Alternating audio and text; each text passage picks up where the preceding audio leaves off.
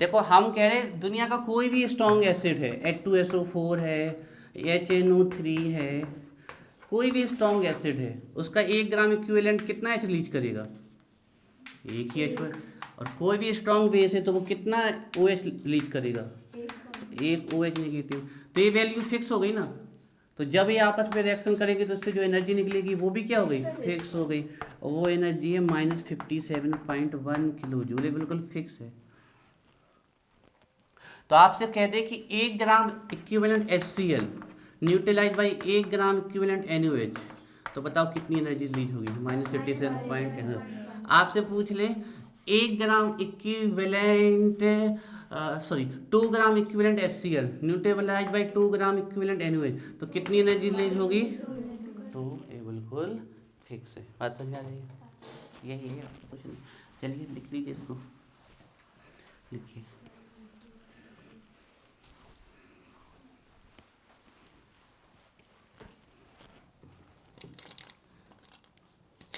The amount of enthalpy,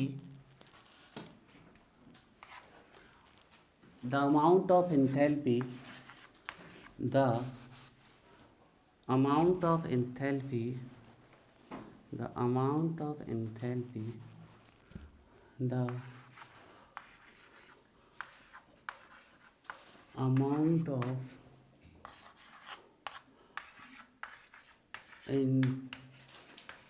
enthalpy bracket में लिख low heat.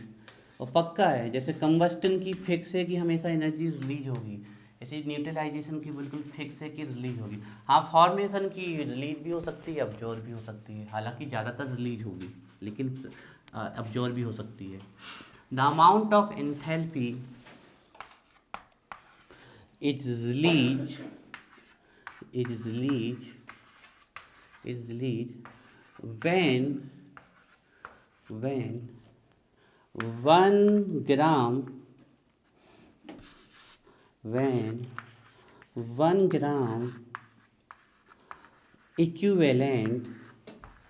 when 1 gram equivalent of strong acid, ध्यान रखना ये सिर्फ डेफिनेशन स्ट्रॉन्ग एसिड और स्ट्रॉन्ग बेस के लिए है। सर वीक की क्या हो गया? वीक वाले न्यूट्रल नहीं करेंगे, कर देंगे ना, बताए ना, ज़्यादा लगेगा वैसे। The amount of enthalpy is release when 1 gram equivalent of strong acid is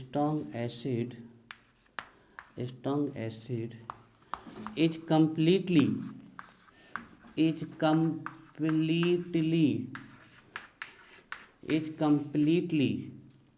neutralized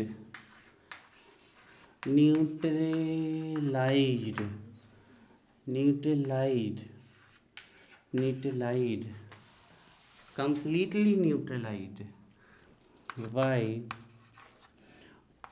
1 gram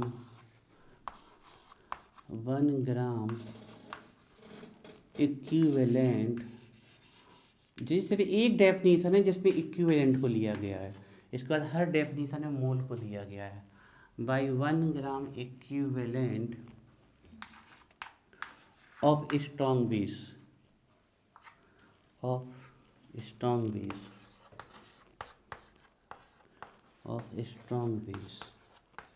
and vice versa. उल्टा भी तो बोल सकते थे कि 1 gram equivalent of strong base is complete neutralized by 1 gram equivalent of strong, कैसे भी लिख सकते हो, बात तो वही है ना, strong base and vice versa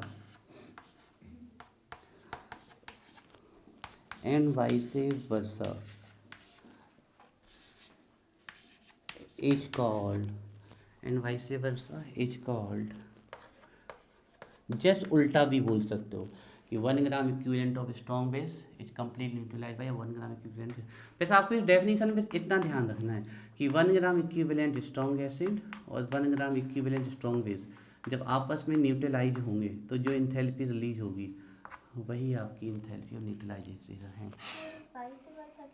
just उल्टा, अपोजिट, वाइस वर्सा। जैसे हमने कहा H पॉजिटिव और OH नेगेटिव लिंक होंगे तो वाटर बनेगा, हम ये भी तो बोल सकते हैं कि OH नेगेटिव और H पॉजिटिव रिलीज होगा तो क्या बनेगा? वाटर। हम कह रहे हैं प्लस माइनस माइनस होता है, हम ये भी तो कह सकते हैं कि minus plus minus, just vice versa, है ना। Base is called enthalpy of neutralization. इसका साइन नहीं बनवाया हमने एंथैल्पी न्यूट्रलाइजेशन का, साइन बना लो ऊपर। Is called enthalpy of neutralization, ऊपर जहाँ हेडिंग डाली वहाँ बना लो,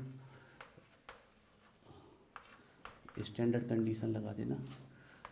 कैसे, आपको तो पता है कैसे बनाना है। साइन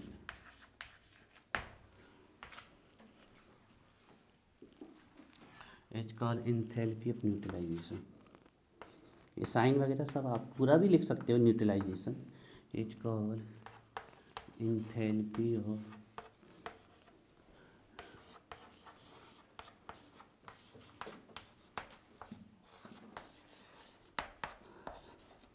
लाइन चेंज करके लिखे।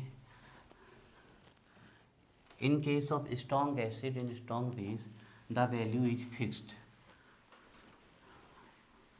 In case of strong acid and strong base the value is fixed. Line change करके लिखिए। In case of strong acid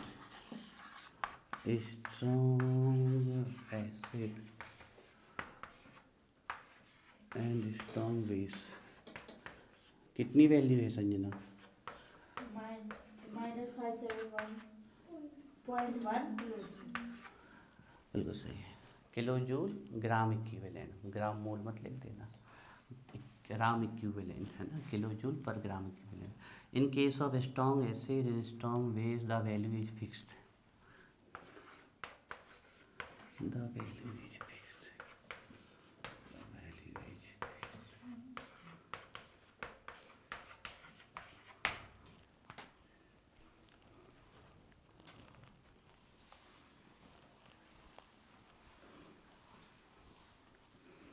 देखिए बच्चों, तो जब 1 ग्राम इक्विवेलेंट स्ट्रॉन्ग एसिड, कोई भी एसिड अगर 1 ग्राम है इक्विवेलेंट में, तो कितना पॉजिटिव लीच करेगा? 1, है ना। तो 1 gram equivalent strong acid, strong acid जब भी रिलीज करेगा 1 ग्राम इक्विवेलेंट स्ट्रॉन्ग बेस को, 1 ग्राम इक्विवेलेंट स्ट्रॉन्ग बेस को,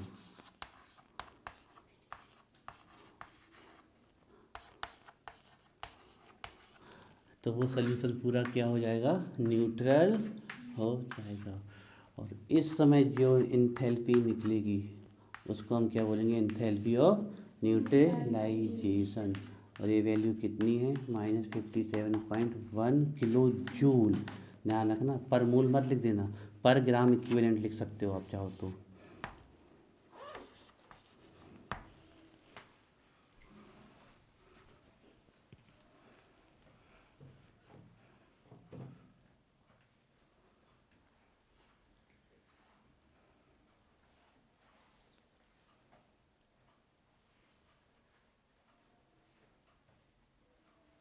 द वैल्यू इज फिक्स्ड, आप चाहो तो ब्रैकेट में वो वैल्यू भी लिख सकते हो, -57.1 किलो जूल पर ग्राम इक्विवेलेंट, है ना, per gram. In case of strong acid and strong base the value is fixed. चलो तो कुछ एग्जाम्पल देते हैं, करिए आप लोगों को।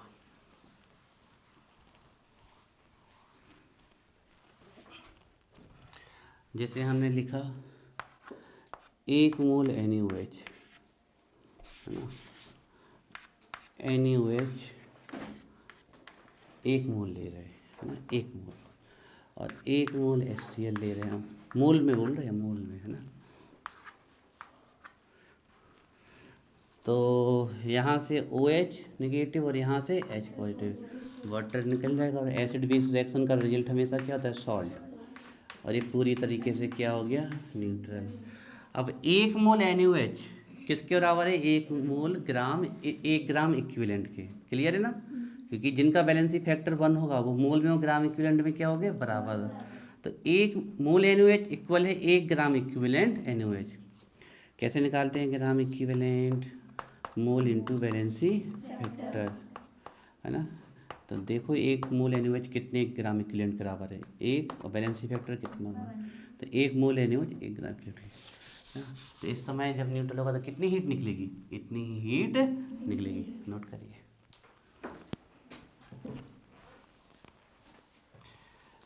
लेकिन अगर वहाँ पे ए बोले, अच्छा अभी और थोड़े से कर ले कुछ, जैसे कि हम बोले KOH प्लस HNO3, इनका भी बैलेंसी फैक्टर 1 1 है, दिख रहा है ना। यहाँ से क्या निकलेगा, OH नेगेटिव और यहाँ से H पॉजिटिव, तो ये वाटर निकल जाएगा और KNO3 बन जाएगा।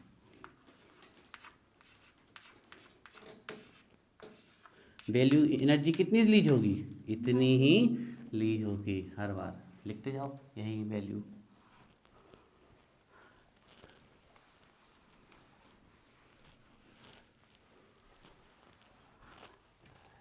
लेकिन अगर हम 1 मोल H2SO4 लिख दे तो वो कितने ग्राम इक्विवेलेंट के बराबर है, 2 ग्राम इक्विवेलेंट बराबर है।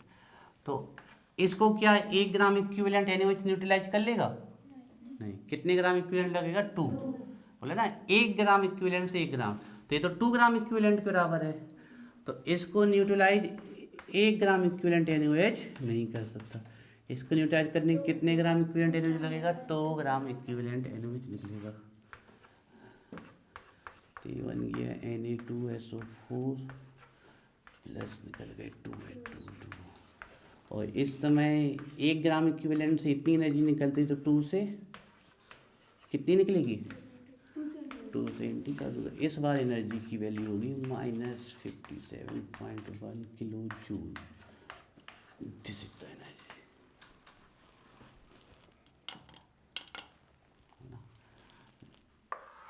ये Na2SO4 निकल गया। अब यहाँ से हाँ नहीं, होल ट्वाइस जब उसके फॉर्म में लेने हो बेटा, CaOH Na पे 1 पॉजिटिव चार्ज होता है और OH पे 1, तो वो तो सीधे Ca पे +2 चार्ज होता है, OH पे कितना 1 नेगेटिव। तो इसको न्यूट्रलाइज करने के लिए कितने OH लगेंगे, 2। तो इसलिए बनता है 1 Ca और OH कितने लगेंगे, 2।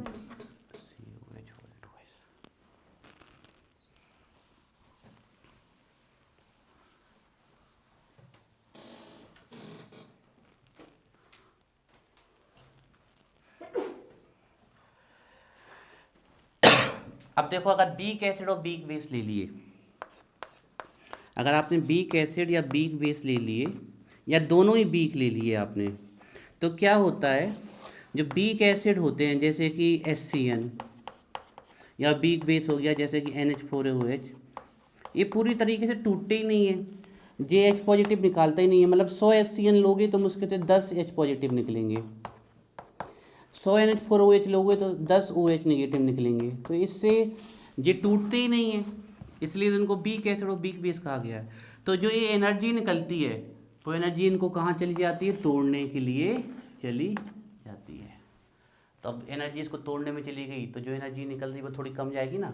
फिर से सुनो, बीक एसिड को बीक इसीलिए कहा गया क्योंकि इनका सोल्यूशन बीक होता है, एसिडिक। नीचे रीजन ये है कि बीक एसिड बहुत कम H पॉजिटिव निकालते हैं और बीक बेस बहुत कम OH नेगेटिव निकालते हैं, है ना, बहुत कम OH नेगेटिव, इसलिए इनको बीक एसिड और बीक बेस कहा जाता है।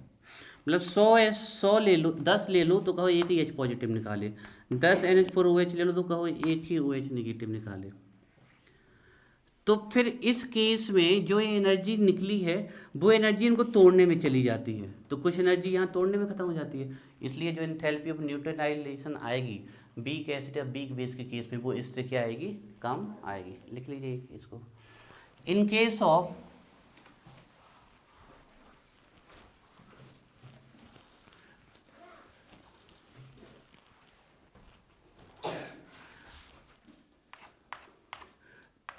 in case of in case of in case of weak acid or weak base,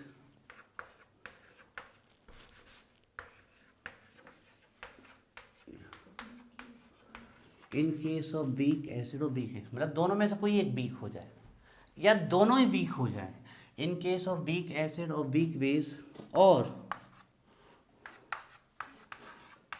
both of are weak or both of are weak, then enthalpy of neutralization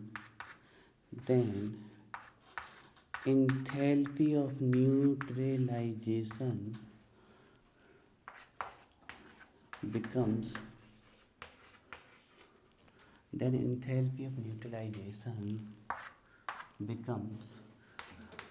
less than minus 57.1 kilojoule. As some amount of energy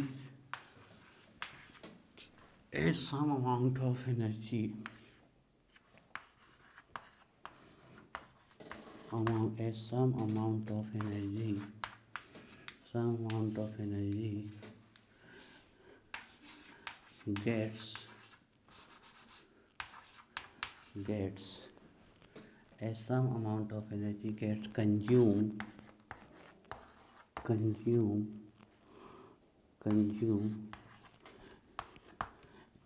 in dissociation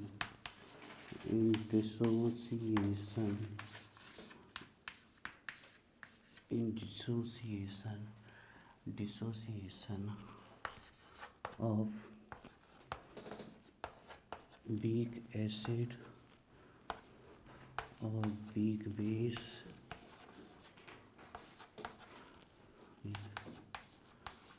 or both of them.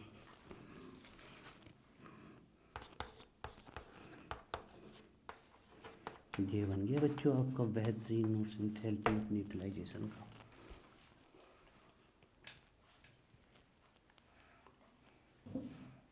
अब देखो आपको कुछ नहीं याद करने के लिए, notes वैसा बन गया। अभी हम आपको हिंट में लिखवा दे रहे तो आपको याद हो जाएगा बड़ी आसानी से। इतना वैसे बोलोगे तो नंबर पूरे मिल जाएंगे। आप लोगों से जिस चीज़ पे काम करने के लिए किया कहा वो करते ही नहीं हो आप लोग। हमने कहा कि लैंग्वेज पे कमांड बनाओ, एक बार लैंग्वेज पे कमांड आ जाएगी तो आप समझ गए चीज़ों को तो लिख दोगे, नहीं तो लैंग्वेज पे कमांड नहीं बनाओगे तो रट्टे रहोगे। और एक दिन में नहीं आएगी लैंग्वेज पे कमांड, सालों लगते हैं मेहनत पे।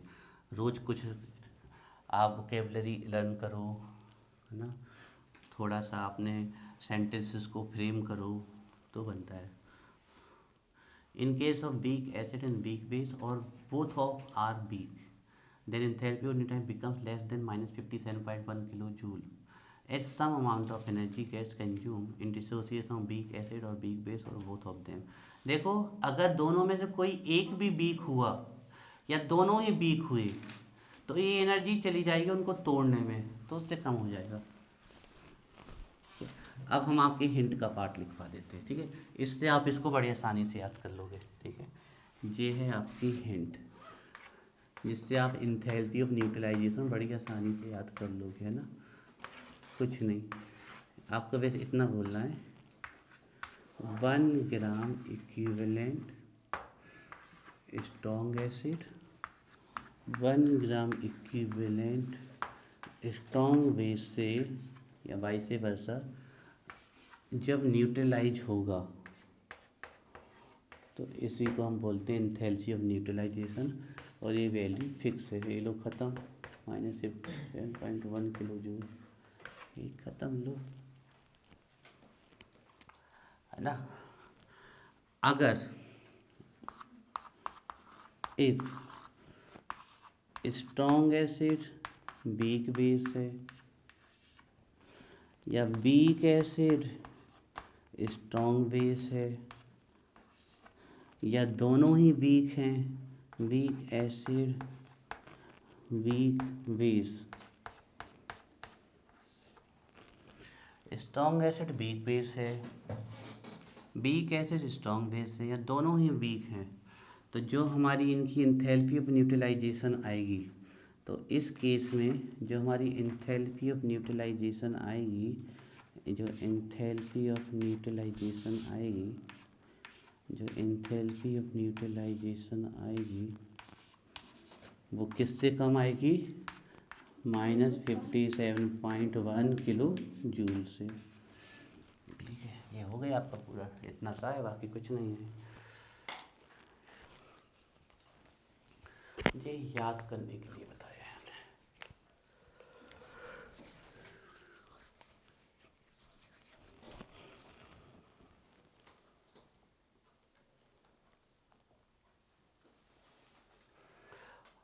कॉमन सेंस, लैंग्वेज में कमांड,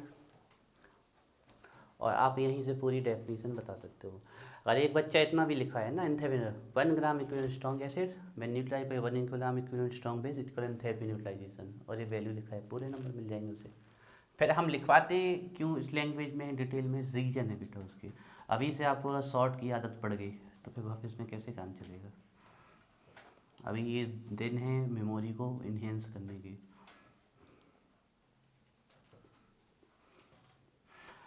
थर्मोडायनेमिक्स की ऑर्गेनिक सर आप हमें एक बार ये बताइए, स्ट्रॉन्ग बेस और स्ट्रॉन्ग एसिड कैसे पता करेंगे? ये बेटा कुछ कोई नहीं पता लगा सकता है, इसे भी याद किए जा सकते हैं, क्योंकि एक्सपेरिमेंटली है ना, हम लिख देते हैं आपके सामने strong acid, strong base, weak acid, weak base, तो आप उनको याद कर लो।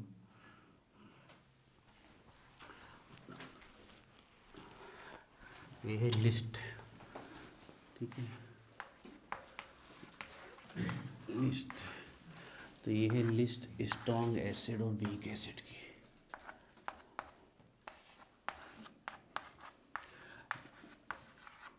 स्ट्रॉन्ग एसिड के लिए degree of dissociation alpha check किया गया है। अभी आप ये चैप्टर पढ़ने वाले हो इक्विलिब्रियम, और ये कोई नहीं बता सकता दुनिया का देख के कि कौन स्ट्रॉन्ग एसिड है कौन स्ट्रॉन्ग बेस है, इससे भी याद ही किया जाना है। हाँ, ये थोड़ा सा एक चीज़ बेस के केस में एक चीज़ हिंट हो सकती है कि ग्रुप फर्स्ट और ग्रुप सेकंड के स्ट्रॉन्ग बेस होते हैं। Group first alkali metal and group second alkaline earth metal, इनके जो बेस होते हैं वो स्ट्रॉन्ग होते हैं, है ना। तो स्ट्रॉन्ग एसिड में सबसे पहले जो आप जानते हो वो याद कर लो, hydrochloric acid, HNO3, nitric acid, nitric acid, HNO2 nitrous acid ना, H2SO4 sulphurous acid, sulphuric acid, H2SO3 sulphurous acid, perchloric acid, HClO4। ये इतने स्ट्रॉन्ग एसिड आप याद कर लो। Hydrochloric acid, nitric acid, nitric acid, nitrous acid, nitrous acid, sulphuric acid. Strong water किसे कहा जाता है? एक्वा फोर्टिस, एक्वा फोर्टिस किसे कहा जाता है? Strong water. This is HNO3, इसको कहा जाता है aqua Fortis, aqua Fortis, that is strong water. मतलब ये अच्छी से अच्छी चीज़ों को अपने में घोल लेता है। किंग ऑफ एसिड किसे कहा जाता है? Sulphuric acid, king of acid. Aqua regia किसे कहा जाता है? एक्वा रेजिया, हिंदी में बहुत कन्फ्यूजन है इसमें, दो चीज़ों में, बता रहे किस चीज़ों में। पहले एक्वा रेजिया कहूँ लिखते, कहाँ।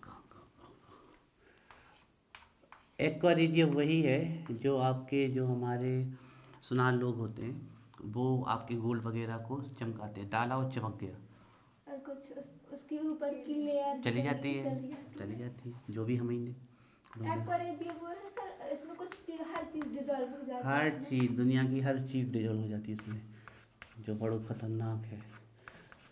HCl प्लस HNO3 का मिक्सचर। अब हिंदी में बहुत कन्फ्यूजिंग है इसमें। अम्लों का राजा और अम्लराज पूछा जाता है। एक्वारीजिया कहलाता है अम्लराज, हिंदी में इसको बोलते हैं अम्लराज, और इसको कहा जाता है अम्लों का राजा। तो अम्लराज पूछते हैं तो सब लोग H2SO4 लिखाते हैं। तो अम्लराज, अम्लों का राजा, अम्लराज ये और अम्लों का राजा ये, king of acid, sulphuric acid.